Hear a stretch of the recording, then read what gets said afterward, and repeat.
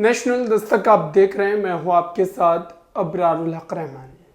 दर्शकों, गोदी मीडिया को एक बार फिर से जिल्लत सहनी पड़ी है, एक बार फिर से बेइज्जती का सामना करना पड़ा है।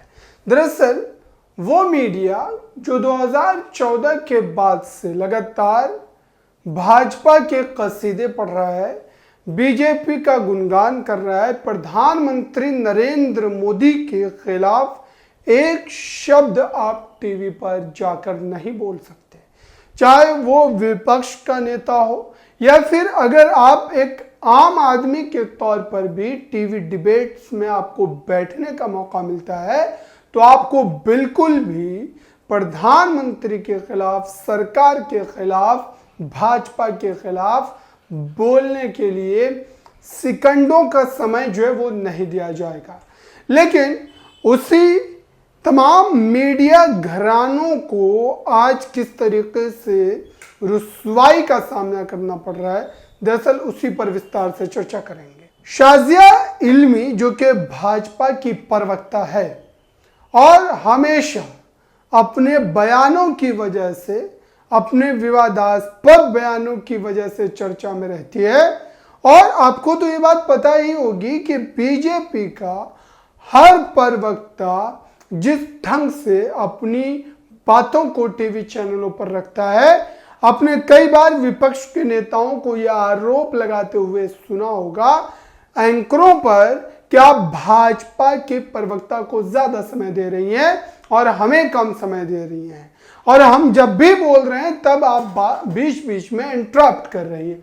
इस तरीके का आरोप आपने कई बार सुना होगा। लेकिन अब इसको लेकर के, शाजिया इल्मी को लेकर के जो बड़ा विवाद इस समय चल रहा है वो ये है, अशरफ हुसैन नाम के एक यूजर ने पोस्ट लिखा है जिसमें साफ तौर पर इस बात का जिक्र किया गया है, बीजेपी प्रवक्ता शाजिया इल्मी ने आज तक के कैमरामैन से बदसलूकी की। उस वीडियो जर्नलिस्ट पर माइक फेंकने और फिर गालियां देकर बाद में धक्के मारकर निकालने का भी आरोप। अब ये न्यूज चैनल किसका साथ देगा, बीजेपी प्रवक्ता का या अपने कैमरामैन का? चूंकि यहां पर तो ये फंस गए, क्योंकि जिस सरकार की ये लगातार कसीदेबाजी पढ़ रहे थे, लगातार उनके पक्ष में बोल रहे थे, आज वहीं पर ये फंसते हुए नजर आ रहे हैं। अब इसी वजह से ये सवाल है, क्या आज तक अब अपने कैमरामैन के पक्ष में उतरेगा या फिर इस पर वो चुप्पी साध लेगा? इसी पूरे मामले पर वसीम अकरम त्यागी ने भी पोस्ट लिखा है। भाजपा प्रवक्ता शाजिया इल्मी का वीडियो वायरल है। बताया जा रहा है कि शाजिया ने जिस कैमरामैन को गालियां देकर बदसलूकी करते हुए उस पर हिंसक हमला किया है, वो कैमरामैन आज तक का है। अब सवाल यह है कि इस घटना के बाद आज तक किसके साथ रहेगा, अपने कैमरामैन या अपनी पार्टी के? ये देखिए, उनका निजी पक्ष है, इन्होंने भी ठीक उस तरीके से ही सवाल उठाए हैं कि आज तक क्या अपने एम्प्लॉय के साथ खड़ा रहेगा या वो भी नतमस्तक हो जाएगा। इस कड़ी में एक प्रश्न ये भी आ जाता है कि आखिरकार भाजपा के ही प्रवक्ता इस तरीके से आप शब्दों का इस्तेमाल क्यों करते हैं? क्या उन्हें इस बात का गुमान है, ये बात उन्हें पता है कि वो किसी भी हद तक इन एंकरों के खिलाफ, इन टीवी चैनलों के खिलाफ चले जाएं, तब भी ये टीवी चैनल उनके साथ ही रहेंगे, तब भी ये टीवी चैनल उनके खिलाफ खबरें नहीं दिखाएंगे, उनके पक्ष में ही माहौल बनाएंगे? क्या उनको इस बात का गुमान है? और यही वजह है कि कोई भी टीवी पर बैठ करके कुछ भी बोल करके चला जा रहा है, खास करके अगर भाजपा प्रवक्ताओं की बात करें। गुरप्रीत गहरी वालिया ने एक पोस्ट लिखा है, इंडिया टुडे की औकात देख लो, भाजपा नेताओं के आगे जो है करो रीट्वीट इसको।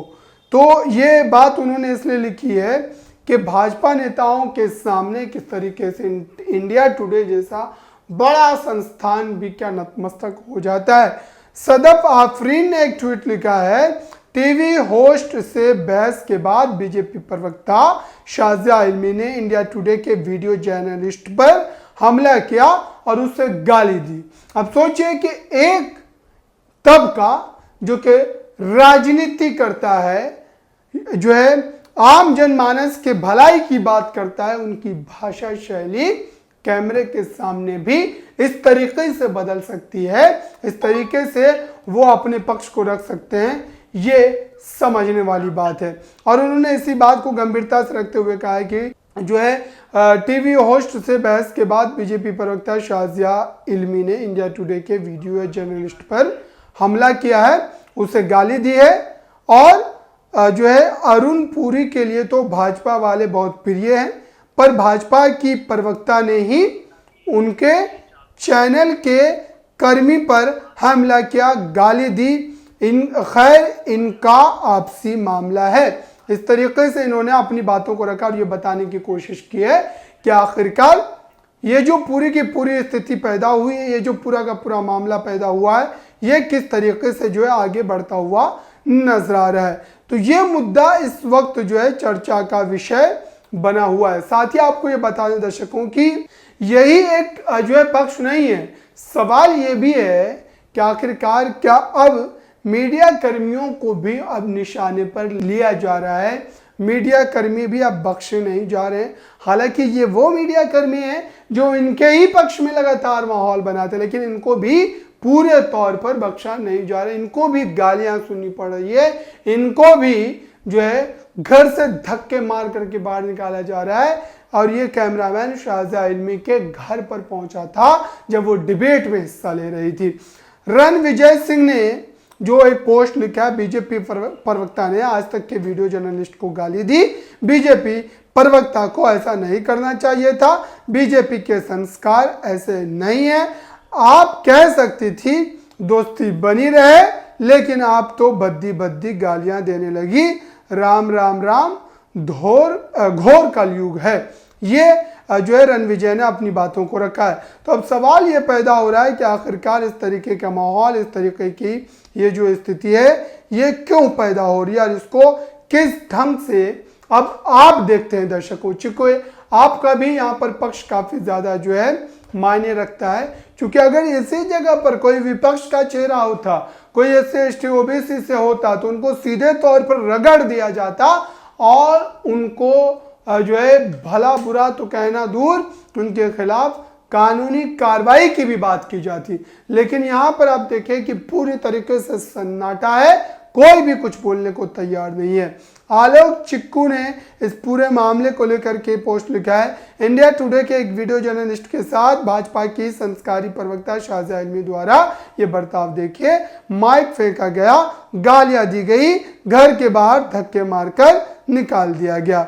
सवाल ये प्रमुखता से कि आखिरकार शाजिया इल्मी जो कि मुसलमान होने के नाते लगातार दावा करती हैं कि भाजपा मुस्लिम हितैषी पार्टी है, भाजपा मुस्लिमों के हित के लिए काम कर रही है, लेकिन शाजिया इल्मी से एक सवाल है कि आप जितने समय से भाजपा में हैं, आपको क्या मिला?